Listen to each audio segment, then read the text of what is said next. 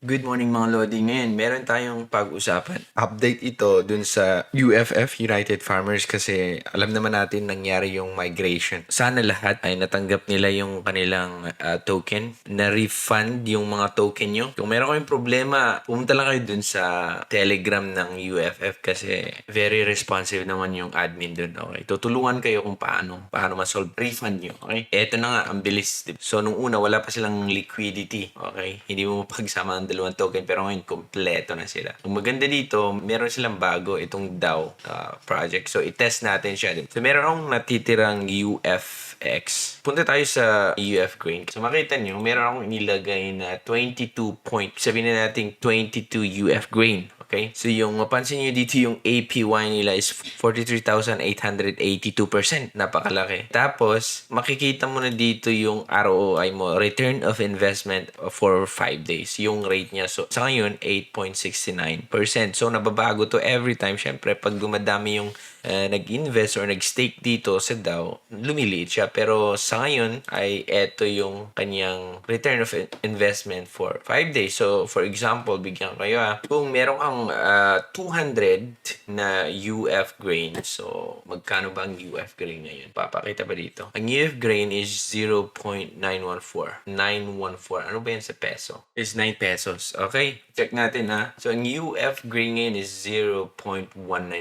Sa peso yan is 9 pesos per coin. Ngayon, pag meron kang 200 nilagay na UF grain, so ang ROI mo after 5 days is 8.69%. After 5 days, makaka-receive ka ng 17 coins. So pag 17 coins, magkano ba pag 9? 17 times 9 equals 153 pesos every 5 days. Makaka-receive ka ng 153 pesos. Ngayon, paano pag tataas yung value ng UF grain? So nakadepende lang yan. Bababa, tataas, bababa. Okay? Check naman natin, magkano ba yung 200 kung sa peso? Okay? So 200 times 9 pesos equals. Okay. So 1,800 nilagay mo. Every 5 days, makaka-receive ka ng 153. Siyempre, ito yung ROI niya. So sinasabi ko sa inyo, pag dumadami yung nag-stake, siyempre bumababa din yung APY niya at saka yung return of investment niya. Every 5 days, sabi dito, 5-day rate. Okay, tanda natin mataas pa ngayon kasi maliit pa nag-invest. Ito pala ang total value ng ni-invest dito sa single staking ng UF Grain. 49,000. Paano pag mag 1 million yan? Ibig sabihin, bababa ito pero tataas naman yung value ng ating coin. Hindi na ibibigay ng bangko yan. 5 days, ganun pa rin yung pera mo. Diba? Pero yung 1,800 pesos mo, nakaka-receive ka ng every 5 days, 153 pesos. Paano pag mas malaki ilagay mo? Paano pag 5,000, 10,000 pesos? Then, yung 10,000 pesos mo after 5 days, marireceive niya ang 8%. Mas malaki. Okay? So, yun lang.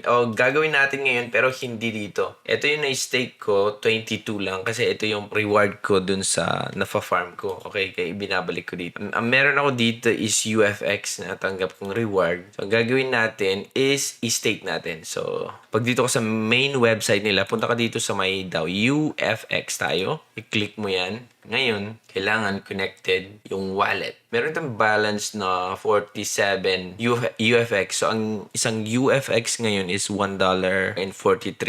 $1.43. So, ang gagawin natin, balik tayo dito. So, pag na-connect na yung wallet mo, nakabili ka na ng tokens or meron ka ng UFX or UF Grain. Ganito lang gawin mo. Punta ka dito sa DAO and then Ufx Dao. Pag meron ka namang UF Grain, ito lang i-click mo. So, meron tayong Ufx. So, yung Ufx clinic natin, kaya dito tayo. Ngayon, connect mo yung wallet mo. Makikita mo dun yung balance mo sa wallet mo na Ufx. Yung Ufx is stake natin siya. Tandaan, di nagpapakita yung APY niya, di ko alam. Tapos yung ROI niya. Pero, same lang din sila. Konti lang pagkakaiba. Pero magkaparehas lang sila dun sa UF Grain. So, yan ang gagawin natin ngayon. Stake natin. So, ayun na yung balance. Nagpakita. Okay, max natin. 47, then stake. Confirm mo lang yung transaction and then wait mo lang siya. Itong balance ito, your balance, and dito 47. Matatransfer siya dito sa your warm-up balance. Okay. Wait lang natin. Ayun. Confirm transaction. In progress, sabi. Nakita nyo dito in progress. Okay. So, napunta na dito. So, after nyan, may magpapakita dito na claim. So, automatic yan. Once na nagpakita may claim naman, every time mag-claim ka, mailalagay dito yung mga reward mo dito sa stake balance. Automatic na ma-add yung reward mo, okay? Huwag mong exit warm up kasi once nag-exit ka, pagbabayad ka ng transaction fee, tapos itong balance mo babalik dito sa your balance. So, huwag mong i-exit. Antayin mo lang na ito ay magpapakita na claim. You can claim after 1 epoch. Hindi ko alam kung gaano katagal. Pero isang epoch, pwede ka nang mag-claim. Okay? Pag makita mo na yung claim dito, i-claim mo na siya. Isang epoch pa, antayin natin, din ma-claim natin. Once nag-claim tayo, etong balance nito, pupunta dito yung sa stake balance plus yung reward. Okay? So, ganun lagi. At wala ka namang problemahin dun.